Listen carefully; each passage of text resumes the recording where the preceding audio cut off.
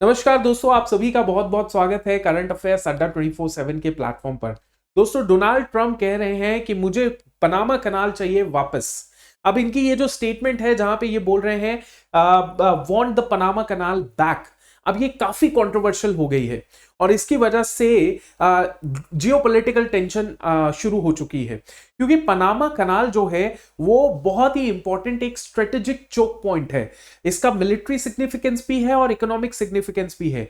तो सबसे पहले तो हम लोग बात करेंगे कि जैसे इन्होंने ये बात कही कि मुझे पनामा कनाल चाहिए, तो वैसे ही ग्लोबल लेवल पे क्या क्या रिएक्शंस मिले वो हम लोग देख लेंगे।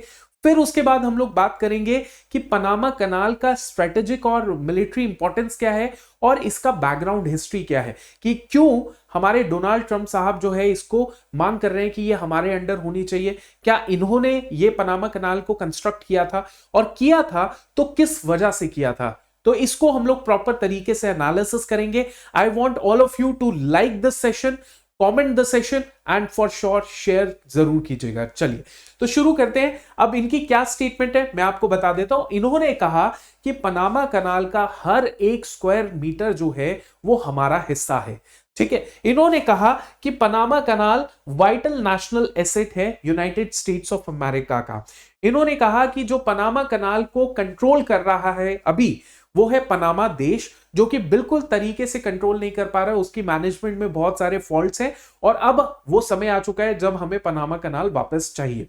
अच्छा, ये इनकी बात है। एक और बात ये क्या कह रहे हैं, ये कह रहे हैं कि देखिए पनामा कनाल एक आर्टिफिशियल कनाल है, राइट। इसके बारे में हम डिटेल में जरूर अच्छे से पढ़ेंगे कि पनामा कनाल कैसे, क्या क्या इसका और ज्यादा इंपॉर्टेंस है। लेकिन मैं आपको एक छोटा सा आइडिया देता हूं कि पनामा कनाल आर्टिफिशियल कनाल है जो कि जोड़ती है अटलांटिक ओशन को पैसिफिक ओशन से, जिसकी वजह से यूएस और बाकी देशों का जब वो कार्गो शिपिंग करते हैं तो पनामा कनाल का इस्तेमाल करके वो अपना बहुत ज्यादा समय बचा लेते हैं और बहुत ज्यादा एक जल्दी से वो जो है दूसरी जगह पहुंच जाते हैं पनामा कनाल का इस्तेमाल करके। अब पनामा कनाल का जो जो इस्तेमाल करता है देश, उसको देना पड़ता है पैसा। किसको देना पड़ता है?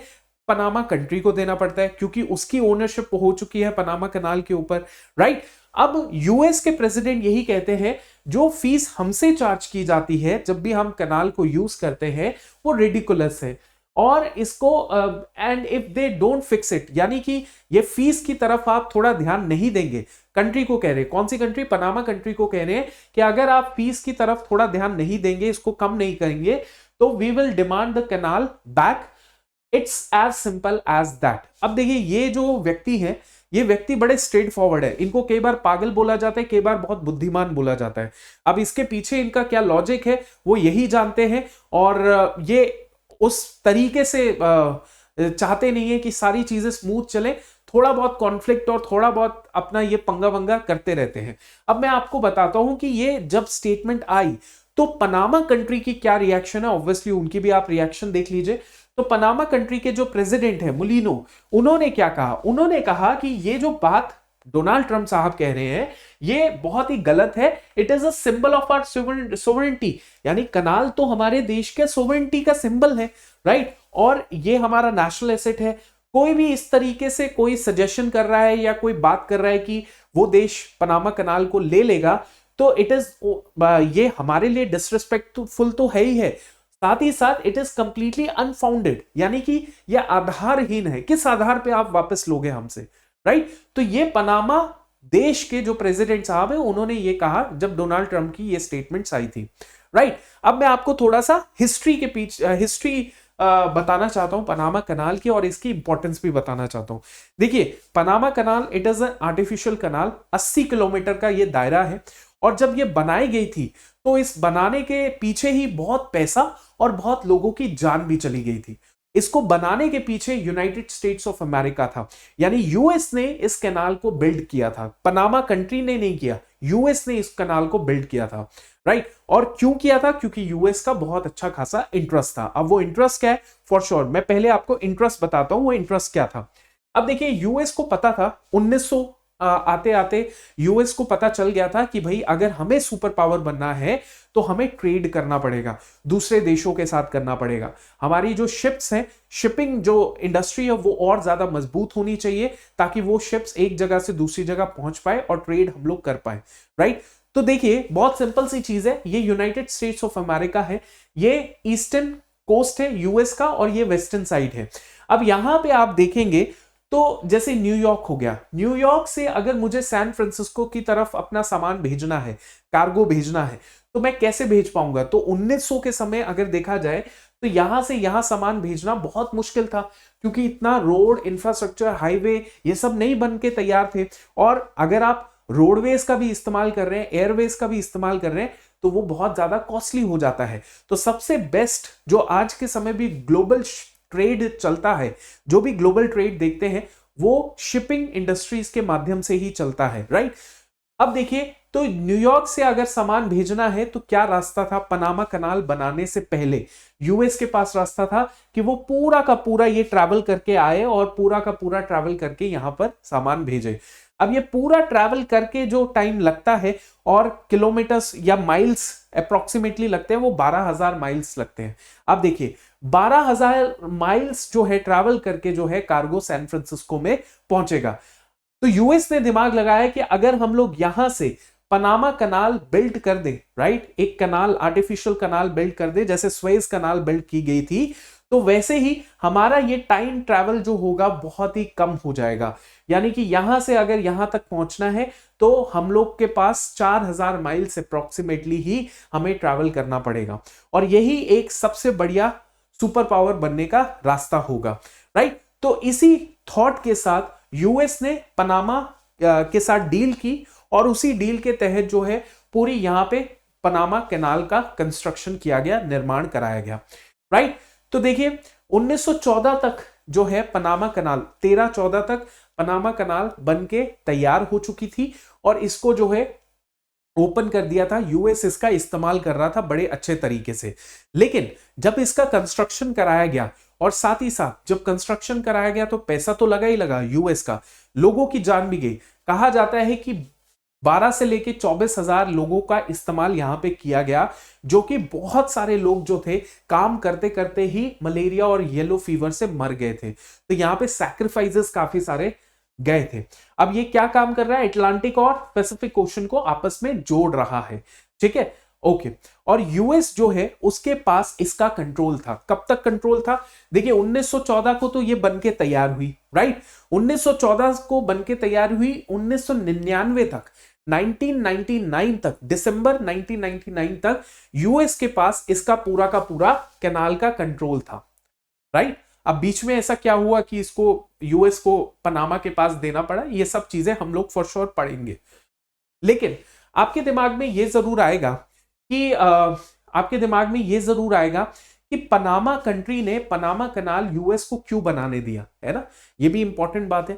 देखिए पनामा कंट्री है इतनी पावरफुल तो है नहीं, राइट। इनफैक्ट पनामा देश जो है उसके पास जीडीपी का काफी बड़ा हिस्सा पनामा कनाल के पैसों से ही उसका देश चल रहा है। काफी बड़े हिस्से से उसका देश पनामा कनाल के पैसों से ही चल रहा है। सो पनामा कनाल कंस्ट्रक्शन जो होती है वो क्यों शुरू होती है, कैसे शुरू होती है, मैं बता देता हूं। देखिए होता क्या है कि पनामा देश जो है वो कोलंबिया का पार्ट था, राइट। पहले स्पेनिश कंट्रोल था पनामा के ऊपर, फिर वहां से आजादी मिली तो कोलंबिया का पार्ट बन गया। फिर कोलंबिया से आजादी पनामा लेना चाहता था, तो कोलंबिया से आजादी लेने के लिए यूएस ने पनामा की मदद की। यूएस ने कहा चलो हम तुम्हारी मदद करेंगे, और जब यूएस ने मदद की तो 1903 में पनामा जो है वो कोलंबिया से दूर हो गया, इंडिपेंडेंट हो गया। 1903 में जब इंडिपेंडेंट हुआ तो यूएस ने कहा कि पनामा हमें यहां पे जो है एक कैनाल बनानी है, आर्टिफिशियल कैनाल। तो एक बेसिकली क्या होता है, एक ट्रीटी साइन होती है जिसमें उस ट्रीटी के तहत अलाउ कर दिया जाता है construction of the Panama canal, और कैनाल जो है वो कंप्लीट हो जाती है 1914 में, ठीक है, 1914 में कंप्लीट हो जाती है। पर ये 1914 से लेकर 99 तक ही यूएस कंट्रोल कर पाता है, बिकॉज एक ना 1977 में पनामा देश के ही लोगों ने विद्रोह करना शुरू कर दिया कि ये कैनाल हमारी जमीन पे है, तो इस पे हमारा कंट्रोल होना चाहिए, यूएस का कंट्रोल नहीं होना चाहिए। तो अल्टीमेटली एक 1977 में ट्रीटी साइन होती है यूएस प्रेसिडेंट और पनामा देश के बीच में कि हमारे पास इसका पूरा का पूरा ओनरशिप होना चाहिए, पनामा देश के लोगों का, पनामा का कंट्रोल होना चाहिए। तो पनामा कनाल ट्रीटी 1977 में होती है, जिसके अंदर यूएस जो है वो धीरे धीरे करके हैंड ओवर कर देता है पनामा को वो कनाल का पूरा ओनरशिप 1999 के अंदर अंदर, राइट। पर यूएस एक क्लॉज उसमें जरूर लिखता है, कौन से ट्रीटी के अंदर, इस ट्रीटी के अंदर, पनामा कनाल ट्रीटी के अंदर एक क्लॉज जरूर लिखता है कि अगर पनामा देश ने किसी के और इन्फ्लुएंस में आके इस कनाल का इस्तेमाल हमारे अगेंस्ट किया तो हम अपने मिलिट्री एक्शन के द्वारा इस कनाल को वापस ले सकते हैं पनामा से, राइट। तो ये क्लॉज बिल्कुल उन्होंने इस्तेमाल किया था। तो अल्टीमेटली पनामा कनाल जो है वो अब पनामा देश के पास आ चुकी है, राइट। अच्छा, अब मैं आपको बताता हूं कि पनामा का स्ट्रेटेजिक और इकोनॉमिक इंपॉर्टेंस क्या है। देखिए, जहां पर भी चोक पॉइंट्स कौन से होते हैं, वो चोक पॉइंट्स होते हैं जहां पे बेसिकली बहुत बड़े बड़े स्तर पे ट्रेड होता है, जहां पे शिप्स जो है आती जाती रहती हैं और मल्टीपल देशों का इंटरेस्ट उस पॉइंट पे होता है। क्यों? क्योंकि मल्टीपल देशों का वहां से ट्रेड निकल रहा होता है। तो पनामा कनाल वो ऐसा पॉइंट है, राइट। जैसे मलक्का स्ट्रेट है, वहां पर भी मल्टीपल देशों का इंटरेस्ट जो है वो छिपा हुआ है, राइट।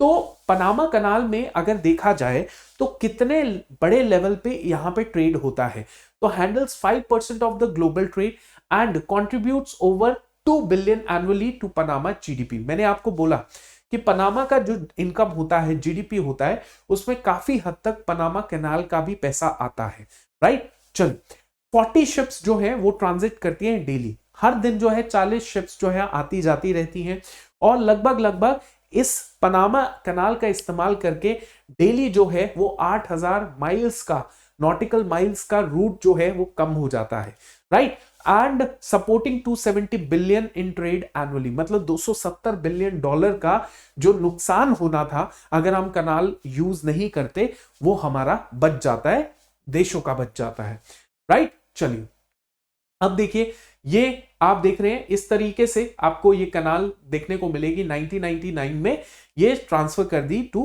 पनामा देश के पास। अब देखिए, कंसर्न यहां पे क्या पैदा होता है। कंसर्न देखिए, यूएस का तो यहां पे फायदा ही फायदा होगा, क्योंकि यूएस के पास ओनरशिप जैसे ही आ जाएगी वैसे ही यूएस को कोई ट्रेड या पनामा कनाल का इस्तेमाल करने के लिए जो पैसा फीस होती है वो देनी नहीं पड़ेगी। और अगेन यूएस का और ज्यादा पावर बढ़ जाएगी, क्योंकि उसके पास एक स्ट्रेटेजिक चोक पॉइंट उसके कंट्रोल में आ जाएगा, राइट। तो ये यूएस का तो फायदा होगा, लेकिन दूसरे देशों का नुकसान होगा। जैसे सबसे बड़ा नुकसान चाइना को होगा या यूरोपियन यूनियन का होगा। क्यों? मैं आपको बताता हूं। जैसे कि आप ये मैप देखिए, इस मैप के अंदर मान लीजिए शंघाई से अगर नीदरलैंड या यूरोप के अंदर, वेस्टर्न यूरोप के अंदर कोई चीज पहुंचानी है, तो it is better to use Panama canal का रूट। क्यों? क्योंकि देखिए, मैं आपको मैप दिखाता हूं, तो ये सारा का सारा आपका जो है ईस्ट चाइना है, राइट। यहां पे आप जितने भी जो भी देश या जो भी आप सिटीज देख रहे हैं, यहां से जो भी ट्रांजिट होता है वो पैसिफिक ओशन के रास्ते पनामा कनाल के होते होते वेस्टर्न यूरोप में पहुंच जाता है, राइट। ठीक है, ये रूट काफी हल्का रूट है, मतलब आसान रूट है और कम रूट है, एज इन कंपैरिजन टू अगर यहां पे यूएस कंट्रोल हो गया और कभी इस तरीके से हुआ कि यूएस ने यहां पे स्टॉपेज लगा दिया, तो फॉर श्योर यहां पे जो देश होंगे, जैसे चाइना हो गया, जापान हो गया, चाइना ऑब्वियसली चाइना के लिए सबसे बड़ा थ्रेट है, तो चाइना को यहां पे आर्कटिक रूट इस्तेमाल करना पड़ेगा। कौन सा रूट यूज करना पड़ेगा?